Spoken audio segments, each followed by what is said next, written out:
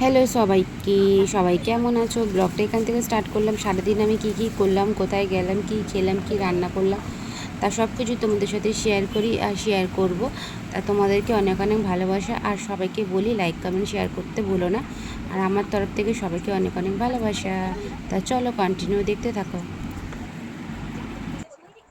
Good morning সবাইকে, সবাই কেমন আছো? আশা করি ভালো আছো, আমরাও ভালো আছি। তা যাচ্ছিলাম একটা কাজে, হঠাৎ করে লেট হয়ে গেল অনেক। আর সেখানে গেলে এখন কাজ হবে না, তাই জন্য আর গেলাম না। আর দেখো মায়ের কাছে এসে নমস্কার করে নিলাম। আর মায়ের মন্দিরের সামনে এত সুন্দর সুন্দর গোলাপের দোকান, মানে সব রকম ফুলই আছে, কিন্তু গোলাপগুলো এত সুন্দর সুন্দর না, ভিডিও করে আর পারলাম না। ফটো তুলে নিয়েছি আর ভিডিও করে নিয়েছি। চলো এবার যাব বাপের বাড়িতে। আর বাপের বাড়িতে গিয়ে কি কি করি চলো তোমাদের সাথে শেয়ার করব। আর এই বৃষ্টি বাদলের দিনে না সত্যি করে একদম বেরানোটা খুবই দুষ্কর, কারণ চারিদিকে এতটাই জল জমে গেছে। ওই জল ঠিকই নোংরা জলগুলো ওরম পাড়িয়ে পাড়িয়ে আসতে হয়, যেখান থেকে যেই রাস্তা দিয়েই বেরোয় না কেন নোংরা জলগুলো। তা এই তো চলে এসেছি ঘরে বাপের বাড়িতে। তাই এসে দেখলাম এখানটায় একটা খুব ভালো জিনিস রান্না করছে, সেটা হলো ইলিশ মাছ। আর ইলিশ মাছ তো সবার প্রিয়। সবাই যারা যারা বলে যে ইলিশ মাছ খেতে ভালো লাগে না, তারা হয়তো কাটার জন্য খেতে পারে না, কিন্তু বেশিরভাগ মানুষই ইলিশ মাছ সবার প্রিয় হয়। তাই এদিকে পুঁই শাকের মাথা দিয়ে হবে ইলিশ মাছ, আর ইলিশ মাছ হলে সর্ষে দিয়ে হবে ভাপা।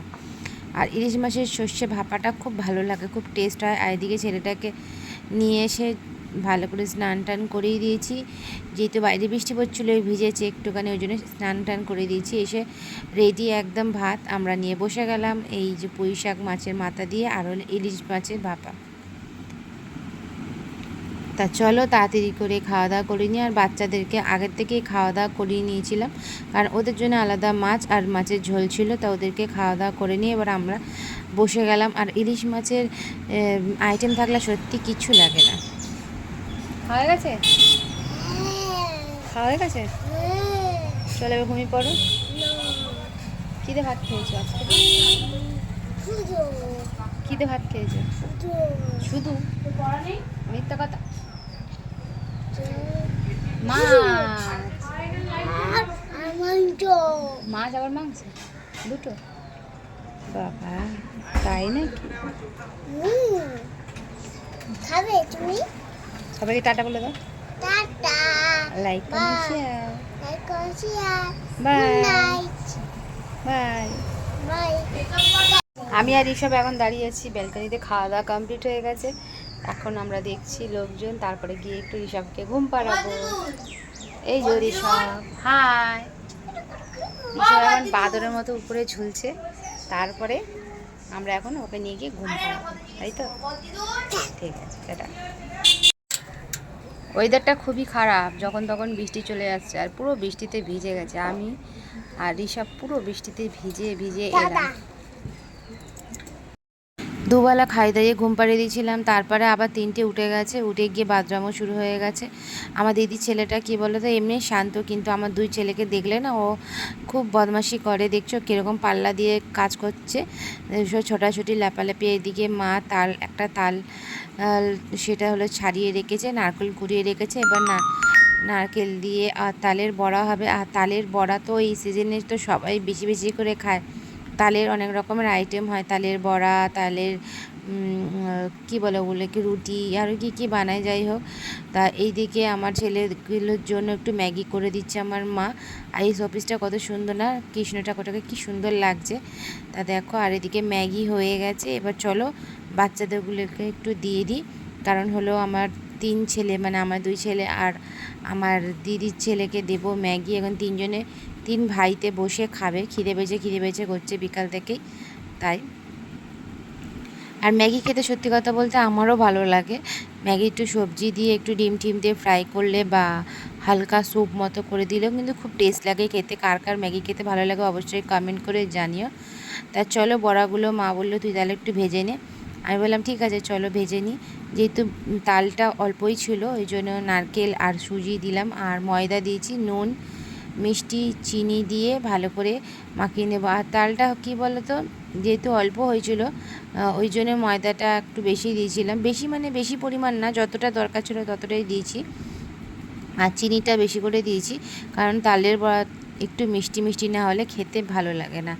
তাই এদিকে মাকে দিয়ে নুনটা দিয়েছি, কারণ হলো মাকে বললাম তুমি একটু পরিমাণ মতো দিয়ে দাও, আমি মেখে ভেজে ভুজে নেব।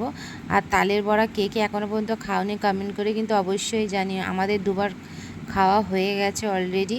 আর তালের বড়া খেতে সত্যিই খুব ভালো লাগে। আমাদের যখনই ভাজে একবেলাতে একবেলাই শেষ হয়ে যায়। এর আগেও তিনটে গোটা তাল একবারে রান্না হয়েছিল, কিন্তু সব খাওয়া হয়ে গেছে।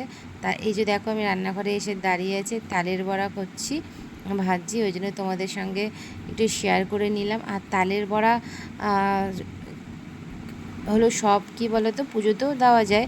ওই জন্য এই সিজনটা যদি না খেয়েছো তালটা সবাই কিন্তু খুব আফসোস করবে যে কেন খেলাম না। আমরা তো যখনই যা সিজন থাকে আমরা সেটাকে খুব ভালোভাবেই খাওয়া দাওয়া করে নিই।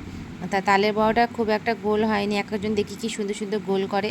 তারপর মা এসে বলছিল যে গোল করতে পারছিস না, আমি বললাম না, আমি যেরকম পাচ্ছি সেরকমই করছি, গোল আমার দ্বারা হচ্ছে না, যেরকমভাবেই হাতে উঠছে সেরকমভাবেই ছেড়ে দিচ্ছি। আর তালের বড়াটা কেমন হয়েছে কমেন্ট করে অবশ্যই জানিও। আর কিন্তু খুব টেস্ট হয়েছিল খেতে, আকার যেরকমই হোক না কেন খাবারটা টেস্ট হওয়া নিয়ে দরকার। খুব মিষ্টিটা পরিমাণ মতো ঠিক আছে, আর একদম ক্রাঞ্চি ক্রাঞ্চি হয়েছে, যেহেতু সুজিটা দিয়েছিলাম।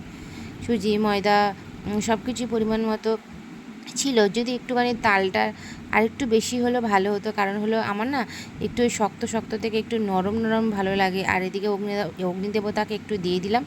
বলে তালের বড়া নাকি প্রথম তুলে খেতে নেই, প্রথমেই নাকি অগ্নিদেবতা বা গ্যাসের পাশে রেখে দিতে হয়। তা সেই নিয়ম করে আমি করলাম। তা ভিডিওটা কেমন লাগলো অবশ্যই জানিয়ে লাইক কমেন্ট শেয়ার করতে ভুলো না।